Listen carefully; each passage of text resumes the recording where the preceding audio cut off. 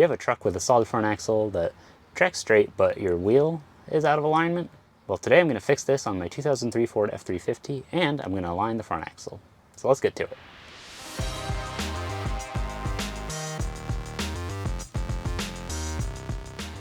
Now, the first thing we're going to do is jack it up.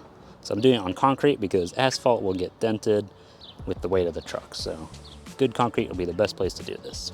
And down here we want to jack it up under the spring perch. Some people do it on the differential, but that's not usually recommended. So, and actually I think Ford says jack it up under the spring perches, so that's what we're gonna do. So we got a block and a jack.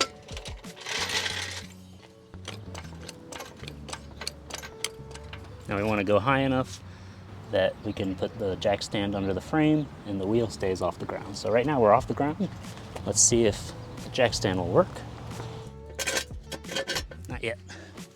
You're also compressing the spring, so. Okay, let's drop this down and see if our wheel stays off the ground. Just slowly. We're on the jack stand, but the wheel is back on the ground. So we are not high enough.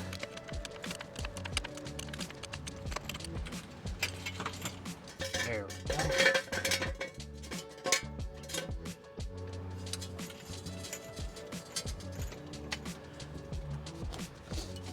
Still too low. If I jack up the corner, take the tire off and put it back on. Let's do the other side now.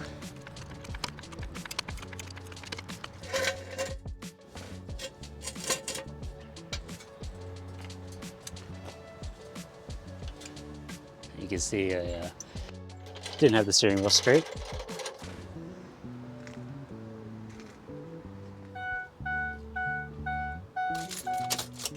So we're off the ground on this side. We could probably jack that side up a little more. I'd rather keep it level because there's a very slight slope here. I guess next we're gonna take the wheels off and check the alignment. For the alignment, we have this mechanism right here. You can see it's threaded. And essentially, if we shorten this length, it'll bring the fronts of the wheels in. And if we make it longer, they'll go out. So we wanna go toe in very slightly in our spec. It's like 0.03 degrees in, plus or minus a quarter degree. And if you're doing from a tread to a tread on the other side, you want the front to be 1/16 of an inch closer than the rear. That's within spec.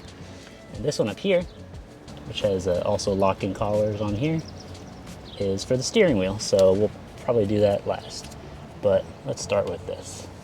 Right now, to get the wheel off, we're gonna pop this cap off to get to the lug nuts. Probably do it by hand, but usually a screwdriver is the easiest. Yeah.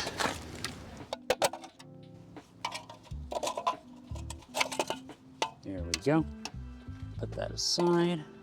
And these they look pretty good. 21s, 21 millimeter.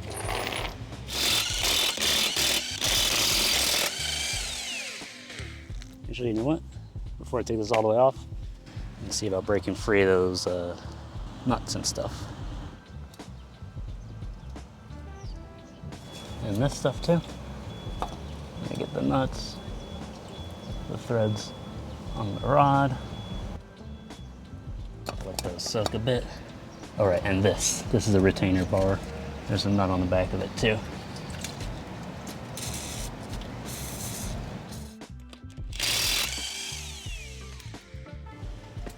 Yep, gotta do the corner. Bring that up slightly. There we go. Let's get this off. Come on. Get a mallet.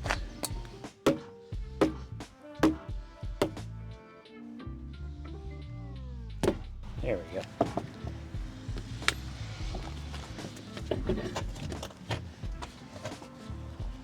Nice chunky axle. These are the toe alignment bar, or the mechanism in there. As you can see, the locking arm, the nut and bolt that retain it there, and the two main ones that clamp the threads right here. There we go.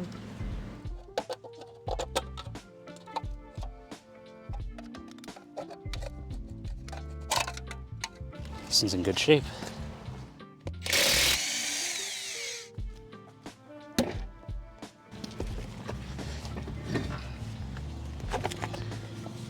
That looks really cool. These are free, so make sure these are on the bottom here. Same thing on the other side, and we're gonna mount the bars on. So right here we have our alignment parts. Let me get some of these on. I'm gonna get a level too. So I want these to be level.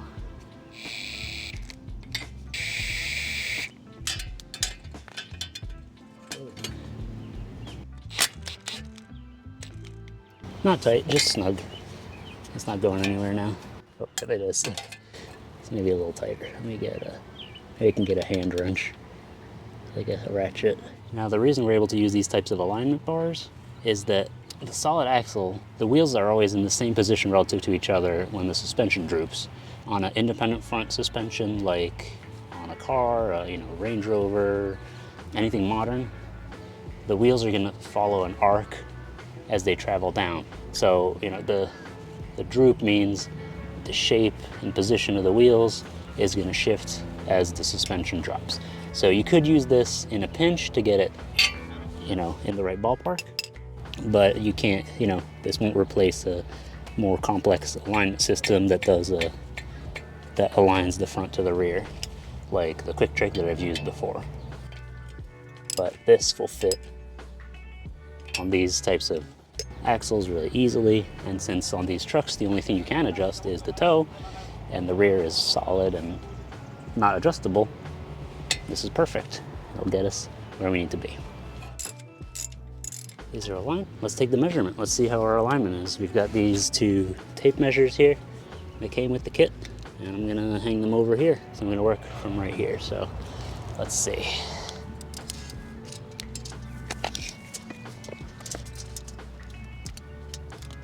So we have about 201 centimeters. So right here, our rear spec is, if I pull this tight, about 200.5 centimeters. So yeah, so you can see here, our measurement, right here, 201 centimeters. And this, you can put a little tension on it and it stays there, 201. And this one with a bit of tension is at 200.5, which means we have a little bit of toe out because our front is a little longer. Our gap between our front measurement points is longer. And that means that it might be a little more susceptible to wandering. So we want to get this to be like a 1/16 of an inch, which is about, let me see, so that's about 1.5 millimeters. So we want our rear measurement to be about 1.5 millimeters longer than the front. So as we adjust this, let's say the front didn't change length when we adjust it, we'd want it to be like here, like about there, just a slight bit longer, yeah. So let's free up our adjusters. There's gonna be two nuts right here, plus the nut right behind it for the lock. This is like a lever right here. Can you see it? That locks it in. So what this lever does is it sits in here and it prevents this from moving drastically and coming loose or something like that. So we'll reposition it once we have this lock in place. So let's loosen that and these. Oh, and by the way, when I did the math to prep for this, this is actually out of spec, because you can be slightly toe out and still be in spec, but this is actually beyond that limit. So at maybe highway speeds, you'll feel the truck being a little less stable when you'll have to turn a little more for it to start responding, and so it's not ideal. And so we're fixing it. Let's find out what sides those nuts are. Our adjusters here, our nuts are 15 millimeters, and this one, the lock, is 13. That wasn't crazy tight, that's good.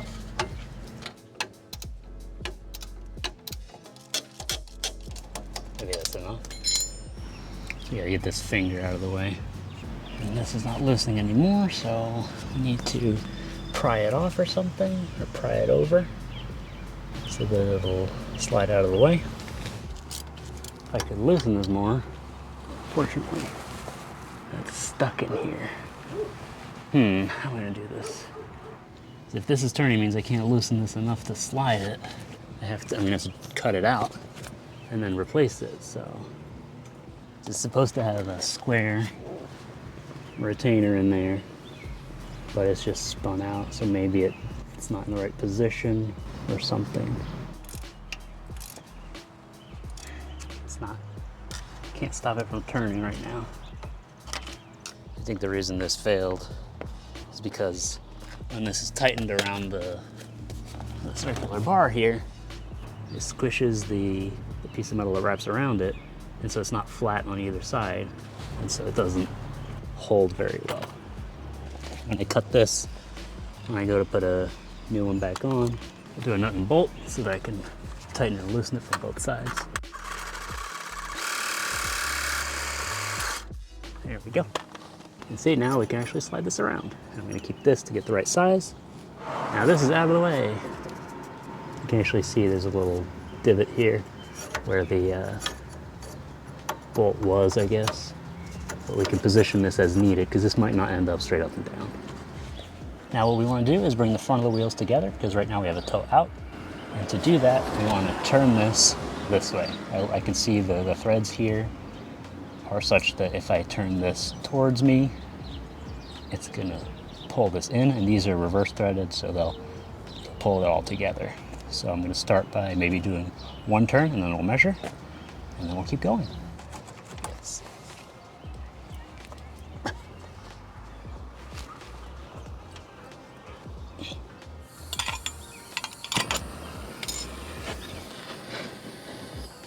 Come on. The adjuster was really seized on, so I tried to use heat to help free it up. But it turned out that more leverage was the way to go. I found a square tube that fit over my pipe wrench, and that did the trick for me.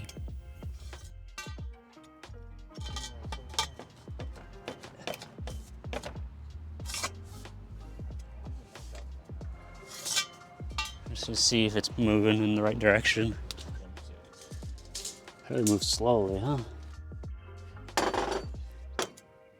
Yeah, we're moving in the right direction. Once it was moving, I cleaned the threads and added some white lithium grease to help it turn more smoothly.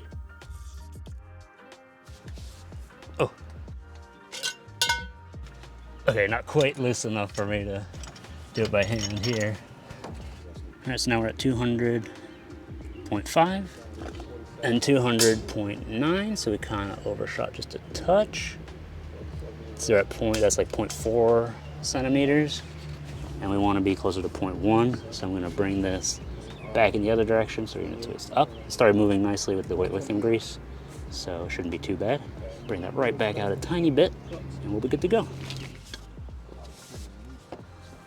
That's pretty good. 200.6 on the front, 200.8-ish on the rear. I think we're right on, right in spec. All right. You'll notice I pulled this strap out, and I'm gonna put it back in. I tighten that back up, but I'm gonna loosen it again.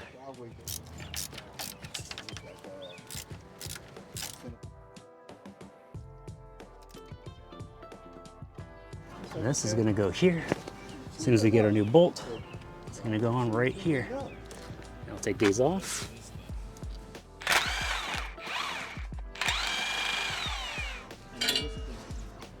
With the wheels aligned, it's time to work on straightening out the steering wheel. It's a similar method to what we just did, so we'll loosen up the bolts. It's loose so that I can adjust it once it's on the ground. And then we'll put the wheel straight, and then I'll adjust it until the steering wheel's straight.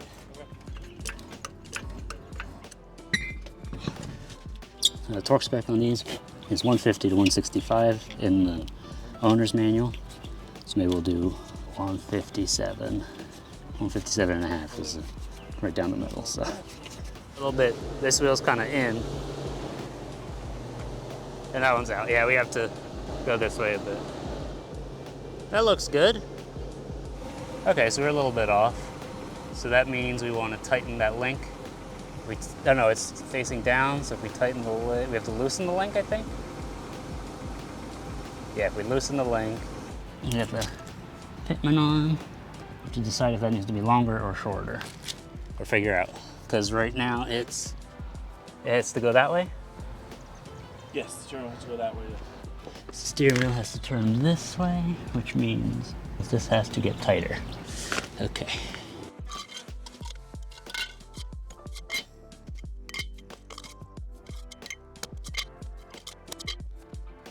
So that is now where this wheel will start turning. It needs to be a little more, maybe, I would say a little more. in the same direction. Yeah. Because it like. This feels good. Yeah. I mean, it's a little loose, but this looks like it's straight. We'll also need to tighten up the steering box, which we'll do in a future video.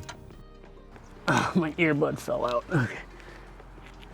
What a clean oil pan. Nice to know. Tight.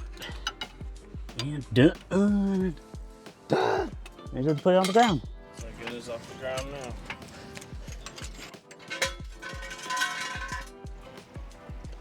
We go to 157.5. It's between 150 and 165, so foot-pounds.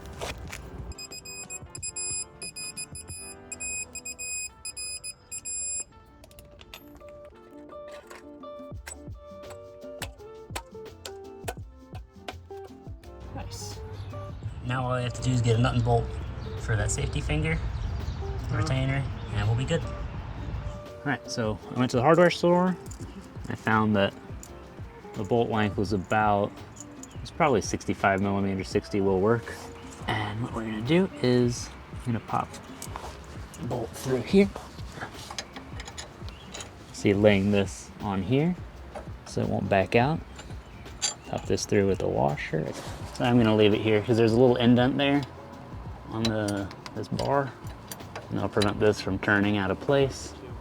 And if this were to turn, it'll only turn around once. So that is what we're gonna do. And I've got this nut bolt washers. They're 13 millimeter. It's an M8 by 1.25. That's the same size as the old one was.